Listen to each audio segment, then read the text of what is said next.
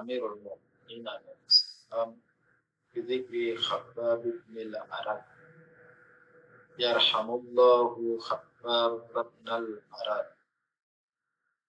Falaqad aslama raghiban fahajara qa'iman faqani'a bil kaffaf faradiya 'anil bid'ah fa'asha jahidan. Amirul Mukminin Imam Ali alaihi salam memiliki seorang sahabat yang bernama Khabbab. Nama Khabbab ibni Arad. Khabbab ibni Arad. Beliau ini termasuk orang-orang yang masuk Islam di awal-awal. Di zaman-zamannya Salman, Akbar, dan beliau ini Khabbab ibn al-Arad ini termasuk orang yang masuk dalam Islam di awal-awal Islam. Lalu juga ikut dalam beberapa peperangan bersama Imam Ali alaihissalam, membantu Imam Ali alaihissalam membela Amirul Mukminin Imam Ali alaihissalam, berperang melawan musuh-musuh Amirul Mukminin Imam Ali alaihissalam, hingga meninggal di kota Kufah. Meninggal di kota. Nah, Amirul Mukminin Imam Ali tidak hendak mensifati Khabbab, jika hendak mensifati Khabbab bin Arad ini, Amirul Mukminin Imam Ali mengatakan yarhamullahu Khabbab bin al-Arad. Semoga Allah merahmati Khabbab bin al-Arad ini, yakni saudara ini, yakni teman.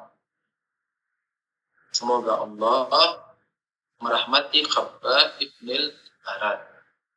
Falaqad aslama raghiban. Di dalam kaidah bahasa Arab, kata laqad, jadi kalau melihat ayat-ayat Al-Quran ada walaqad anzalna fulan walaqad ratabna fulan walaqad nazzalna fulan. Laqad, kata laqad itu biasanya menjelaskan tentang makna kasam atau makna sumpah. Jadi seakan-akan makna aku bersumpah benar-benar, aku bersumpah benar-benar. Jadi ketika dikatakan walaqad aslama raghiban, jadi Imam Ali alaihissalam, Amirul Mukminin Ali alaihissalam mengatakan aku bersumpah benar-benar si Khabbab ibn al-Arad ini dia masuk ke dalam Islam dalam keadaan mencintai Islam, dalam keadaan bersemangat masuk Islam, dalam keadaan penuh penuh syauq, penuh kehausan masuk ke dalam Islam. Apa yang bisa kita petik? Orang yang masuk ke dalam Islam ternyata tidak semua masuk ke dalam Islam karena raghiban fihi. Jadi tidak semua masuk ke dalam Islam karena mencintai Islam. Tidak semua masuk ke dalam Islam karena haus dahaga hakikat kebenaran. Tidak semua masuk ke dalam Islam karena betul-betul bersemangat masuk ke dalam Islam. Tidak semua masuk ke dalam Islam karena betul-betul panggilan hati. Tidak semua orang masuk ke dalam Islam karena betul-betul mencari cahaya ilahi. Ada orang yang masuk ke dalam Islam misalnya karena biar nggak dibunuh saja. Karena ketika orang sudah masuk ke dalam Islam, maka darahnya menjadi haram ditumpahkan. Dikatakan muhtaramud dam, yakni tidak boleh ditumpahkan darahnya. Nah, di orang-orang yang takut, jadi di zaman itu ketika dia orang-orang musyrik, orang kafir, jika takut mau dibunuh, dia masuk ke dalam Islam. Akhirnya saya sekarang sudah mengucapkan dua kalimat syahadat, maka sekarang saya sudah Islam, kamu tidak boleh syahadat, tidak boleh mencuri. Ini berarti masuk Islamnya karena apa? Masuk Islamnya karena takut. Ada juga orang yang masuk Islam karena kemunafikan. Biar dia bisa menjadi mata-mata, biar dia bisa menjadi apa istilahnya sebagai antek-antek di dalam Islam, biar dia bisa merebut kekuasaan Islam. Aku lihat banyak alasan orang masuk Islam. Ada juga yang tipikal orang masuk ke dalam Islam seperti kita ini. Apa maksudnya seperti kita ini? Yani kita masuk ke dalam Islam karena Bapak Ibu kita Islam. Karena kita lahirnya dari rahim yang ayah kita nutfahnya sudah Islam dan ibu kita sel telurnya sudah Islam, lalu kita disimpan di dalam rahim yang juga Islam, yakni ibu kita orang muslimah, orang Islam, dan kita terlahir dari rahimnya orang Islam, maka kita juga Islam. Ada yang ini seperti kita pada umumnya lahir dan menjadi orang Islam karena terlahir dari air yang dimiliki oleh orang Islam dan disimpan di dalam selaput yang dia juga muslimah, lalu keluar dari rahim yang muslimah. Maka ada yang seperti itu. Tapi ada orang yang masuk ke dalam Islam karena menemukan hakikat kebenaran. Ada orang yang menemukan hakikat kebenaran di dalam Islam, lalu dia Islam. Dia mencari cahaya di dalam, dia mencari hakikat kebenaran, dia mencari jalan yang lurus, dia mencari ajaran yang, dia mencari siratal mustaqim, sehingga dia menelaah satu persatu ajaran yang ada, ajaran A, ajaran B, ajaran C, ajaran D, dan dia melihat hanya Islam yang betul-betul sesuai dengan kaidah akal, yang sesuai dengan fitrah, yang sesuai dengan hakikat kebenaran, lalu dia memilih Islam. Nah, ketika dia masuk ke dalam Islam, dia melihat ada banyak pintu di dalam Islam, ada banyak sekat, ada banyak ada banyak tirai, di mana dia harus melewati tirai-tirai itu untuk bisa menemukan pintu yang benar, sehingga dia tidak masuk dalam pintu yang ujungnya buntu, atau dia tidak masuk dalam pintu yang ujungnya adalah jurang, atau dia tidak masuk ke dalam pintu yang ujungnya adalah api misalnya. Dia harus menemukan pintu yang benar, menyingkap tirai yang benar, melepas hijab sehingga menemukan cahaya yang hakiki, ajaran yang benar, siratal mustaqim, lalu dia menemukan Syiah sebagai ajarannya. Maka kita ini sekalipun terlahir dari air yang muslim dan disimpan di dalam selaput yang muslim dan keluar dari rahim yang muslimah, namun pada hakikatnya ketika kita dewasa lalu kita menemukan hakikat yang benar di dalam Islam dan kita memilihnya sebagai ajaran yang benar, yakni ajaran Syiah Ahlul Bait Salam. Dan setelah kita menemukan ajaran itu, kita dengan semangat dan dengan cinta dan dengan pernah lihat enggak gini? Kalau lomba lari dulu anak kecil kalau mau lomba lari, misalnya start kan, ayo lomba lari, semua lomba lari. Begitu mereka melihat garis finish, maka semangatnya itu akan menggebu-gebu. Begitu mereka melihat garis finish, semangatnya untuk sampai ke garis finish itu akan semakin menggebu-gebu. Nah, ini dikatakan rogib, yakni show. Yani betul-betul mau menggebu-gebu, mau masuk dalam Islam. Kita juga demikian. Insya Allah antum semua juga demikian. Yani dulu di Sunni bagaimana? Lalu ketika menemukan ajaran yang benar, hakikat yang benar, yang sesuai akal. Jadi akal kita melihat tidak mungkin para sahabat itu semua adil. Akal kita mengatakan tidak mungkin fulan, tidak mungkin. Maka hanya ajaran ini yang benar, dan tidak mungkin dalam satu agama ada ada 73 mazhab dan semua mazhabnya benar, itu tidak mungkin. Pasti hanya ada satu, dan saat ini adalah yang saya pilih. Nah, ketika kita sudah menentukan dan kita masuk ke dalamnya, masuk dalam keadaan rohib. Rohib ini apa? Ini menggebu-gebu, penuh cinta kasih, penuh semangat, penuh hasrat untuk masuk ke dalam Syiah. Nah, kita semua ini juga termasuk dalam hadisnya. Jadi kalaulah kita dulunya lahir Muslim, dari keluarga Muslim, dari ayah yang Muslim, dari rahim ibu yang Muslim, namun kita menemukan ajaran yang hakiki, yakni Syiah, dan menggebu-gebu masuk dalam Syiah dengan penuh cinta kasih. Nah, sesungguhnya kita baru saja terlahir ketika masuk dalam Syiah. Yakni seakan-akan penghitungan kehidupan kita baru dimulai ketika kita masuk Syiah. Nah, dikatakan falaqad aslama rabbika. Yakni si Khabbab ibn al-Arat ini betul-betul menggebu-gebu dan penuh cinta kasih, penuh semangat untuk masuk dalam Islam, sebagaimana juga semua kita masuk dalam Syiah penuh dengan cinta kasih, penuh semangat dan menggebu. Kenapa? Karena menemukan Islam sebagai ajaran yang hakiki, menemukan Syiah sebagai ajaran yang hakiki. Wahajara ta'at. Ketika si Khabbab sudah masuk Islam, lalu di dalam masa itu, di masa awal-awal masuk Islam, mengharuskan orang-orang untuk hijrah. Kemana? Ke Madinah. Kenapa? Karena Mekah tidak kondusif. Mekah tidak kondusif untuk para muslimin pada zaman itu.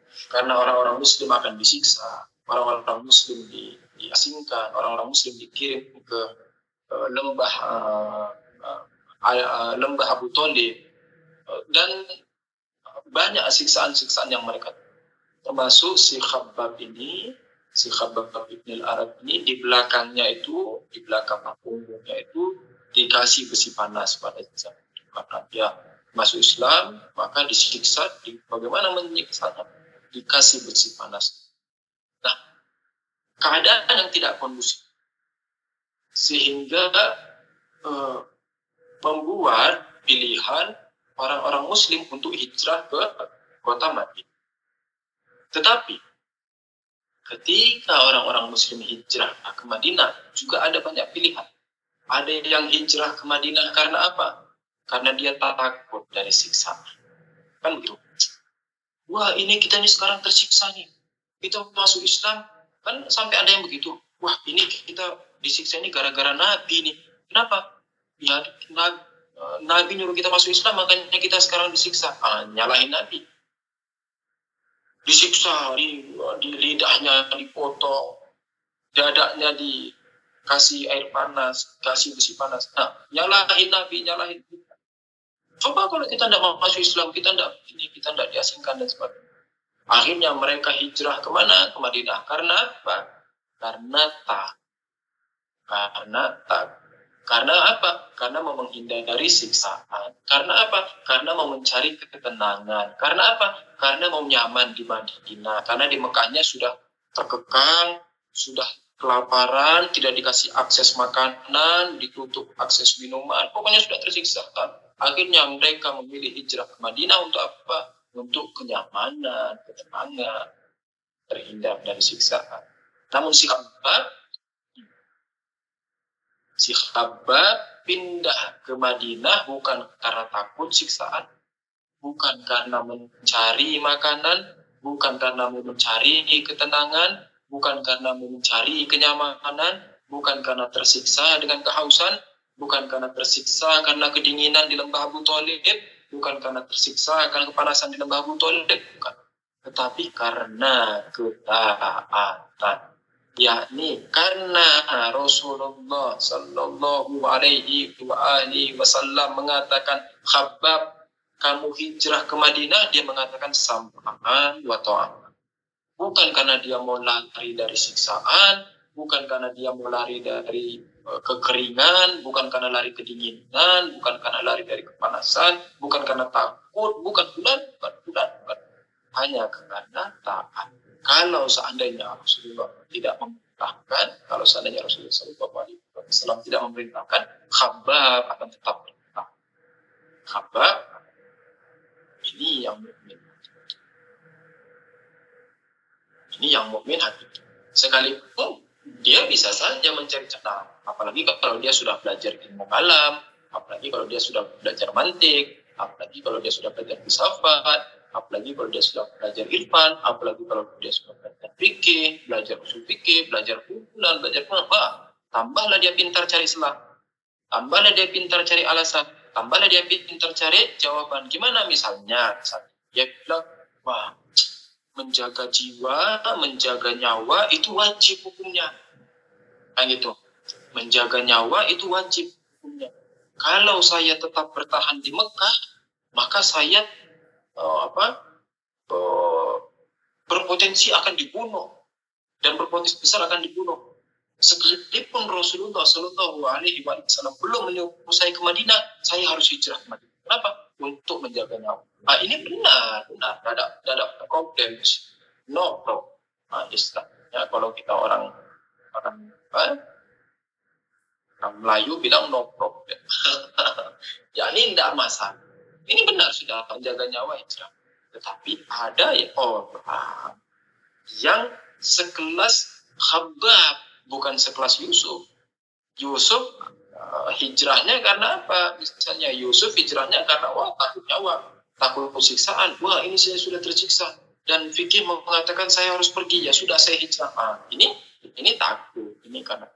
Tapi ada orang yang sekelas Khabbab, yang seperti antum semua ini. Antum semua ini sekelas Khabbab atau mungkin lebih mulia dari Khabbab, yang masuknya ke dalam Syiah karena cintanya, dan seandainya pun disuruh hijrah karena ketaatan, bukan karena takut corona, bukan karena takut diserang, bukan karena takut dipenggal, bukan karena takut diracun, bukan karena takut usahanya gagal, bukan karena khawatir karena usahanya sudah diasingkan, bukan karena takut sudah diembargo, bukan menghindari fulan, bukan. Hanya satu, karena Yang ketiga, wa qani'a bil kafah. Si Khabbab ini dia qona itu? Ya ini cukup yang ada saja. Tidak usah kita buru dolar sampai mati. Mau kemana diburu dolar?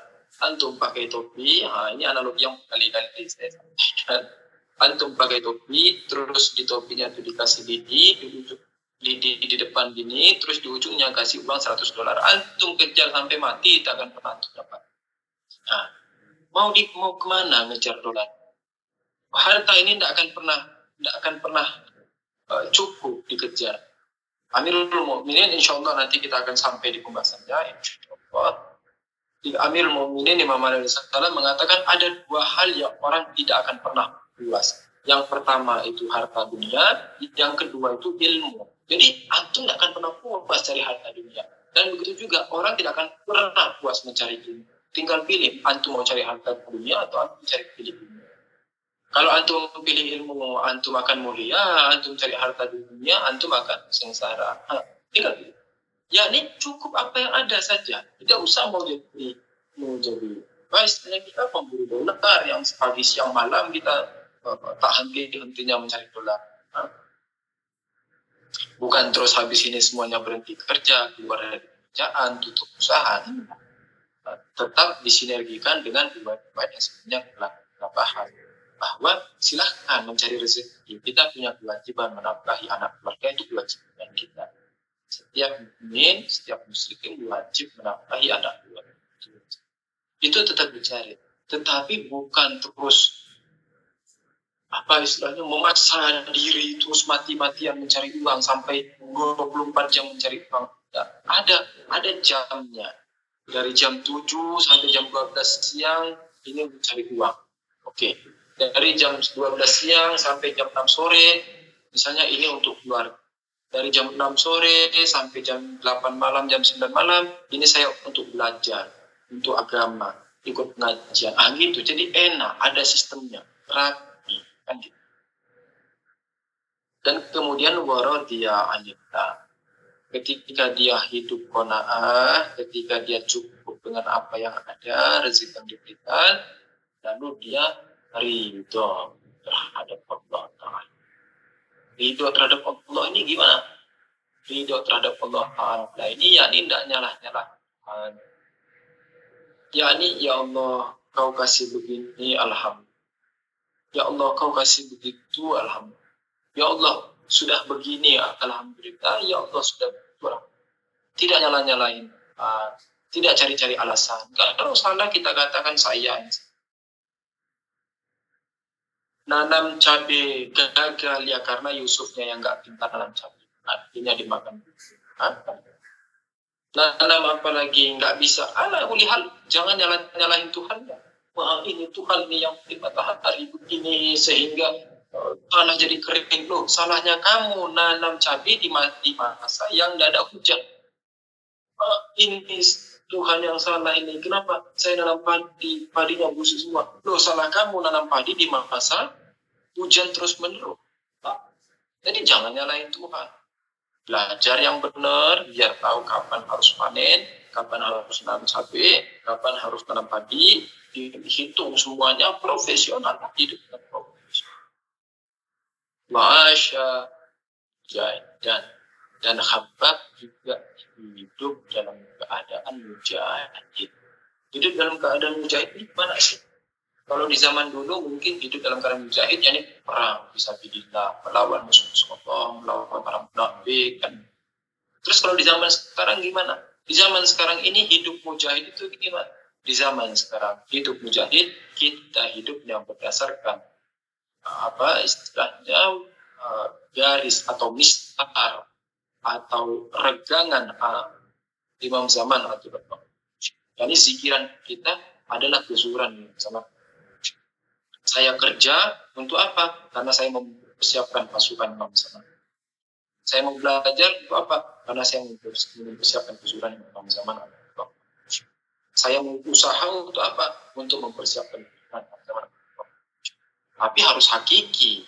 Maksudnya gimana harus hakiki? Yani saya mau kerja, saya buat usaha ini, saya buat bisnis ini untuk mempersiapkan kesulitan imam zaman. Maksudnya gimana?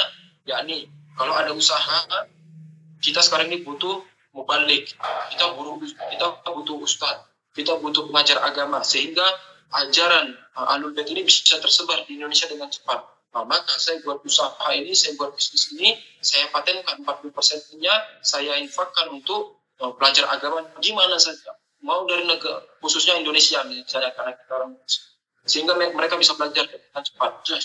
Gitu. Itu baru namanya profesional.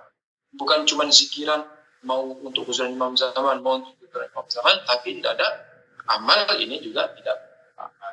Apalagi contohnya, saya mau mempersiapkan usulan imam zaman. Gimana caranya? Berarti anak saya harus belajar dengan benar. Kenapa? Karena nanti anak saya akan menjadi pasukan imam zaman. Anaknya disekolahin yang benar. Anaknya disekolahin, diajarin. Sekolah ajar itu tidak harus masuk di sekolah-sekolah resmi, ya. Tidak harus masuk di sekolah resmi, yakni tidak harus masuk sekolah SD, SMP, SMA. Buktinya juga ulama-ulama kita zaman dulu tidak masuk SD, tidak SMP, tidak SMA, mereka jadi ahli-ahli semua. Tidak.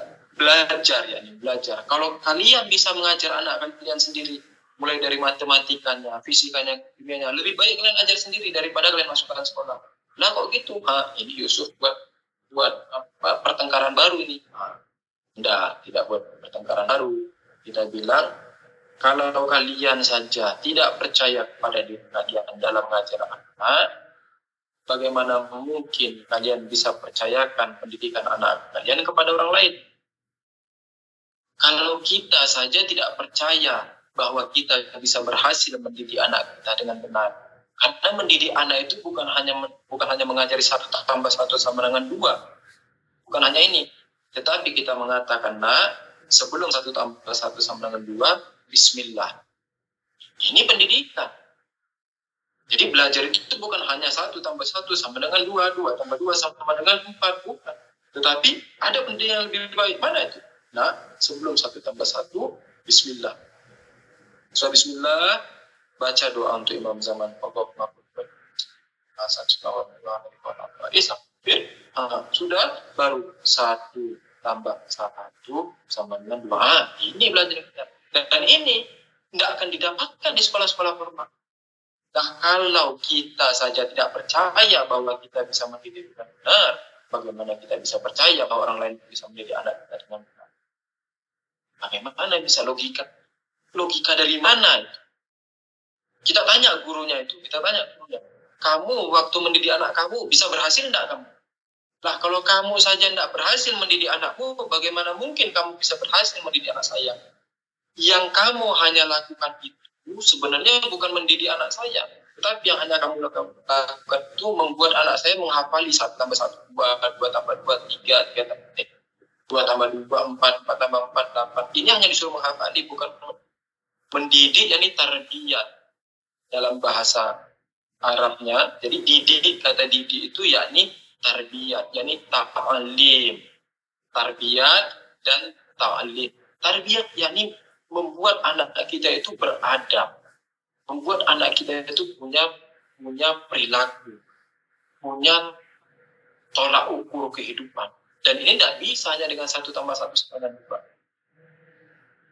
Tidak bisa hanya dengan A kuadrat tambah B kuadrat sama dengan C kuadrat. Perilaku, adab itu yang paling utama.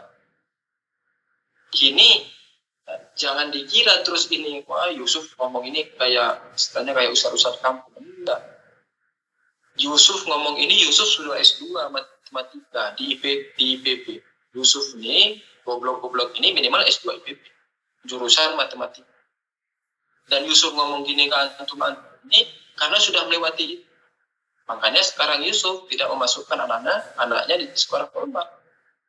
Terus gimana? Ya Yusuf yang ngajar di rumah. Yusuf ngajar di rumah pelan-pelan sebelum 1 tambah 1 bismillah, sholawat ini sehingga mereka sudah benar nantinya. Jadi kalaupun dia bisa buat nuklirnya tidak dibuat untuk kantor para pos. Kalaupun dia bisa buat mobilnya tidak dipakai yang buat untuk maksiat. Dia akan buat mobil sedemikian rupa orang tidak bisa maksiat di dalam mobil. Kan hebat. Dia akan buat HP sedemikian rupa orang tidak bisa maksiat pakai HP. Kan hebat. Jadi, tapi tidak lantas Yusuf mau menyarankan antum semua keluarin anak dari sekolah. Yang Yusuf katakan, jangan serahkan pendidikan anak kita ini semuanya ke tangan orang lain. Terus di mana taklid kita? Kita sibuk cari uang. Sementara anak kita nanti tidak tahu pendidikannya apa masa depannya. Pendidikan itu, masa depan itu bukan hanya nanti anak kita jadi manajer, anak kita jadi PNS, anak kita jadi tentara, anak Polri, anak kita jadi fulan bukan. Masa depan anak kita itu bagaimana nanti dia seperti antum semua ini. Bagaimana anak kita itu nanti seperti antum yang mencintai Imam Zaman Atibullah. Bagaimana anak kita semua ini nanti seperti kita ini yang duduk membahas Nahjul Balaghah, perkataan Amirul Mukminin. Ini yang bocah. Kalau kesuksesan dan kenyamanan hidup itu hanya sebatas jadi PNS, jadi tentara, jadi Polri, sebegitu banyaknya yang tentara, yang Polri, yang PNS, yang manajer, yang pulan, tapi kan tidak sebahagia antum memiliki Imam Zaman Atibullah. Tidak sebahagia antum yang dalam setiap hari Kamis jam 5.30 ikut kajian Nahjul Balaghah. Tidak sebahagia antum yang setiap hari Minggu ada kajian Mahdawiyah. Tidak sebahagia antum yang setiap hari ini ada kajian Bidin. Tidak sebahagia antum yang kapan saja antum gelisah ada Imam Zaman. Dan antum tahu bagaimana cara berhubungan dengan Imam Zaman. Antum tahu bagaimana cara istighosah. Anak kita mesti diajarin. Hati-hati dengan InsyaAllah kita akan lanjutkan. Jika perlu panjang, kita akhiri. Bila begitu saja.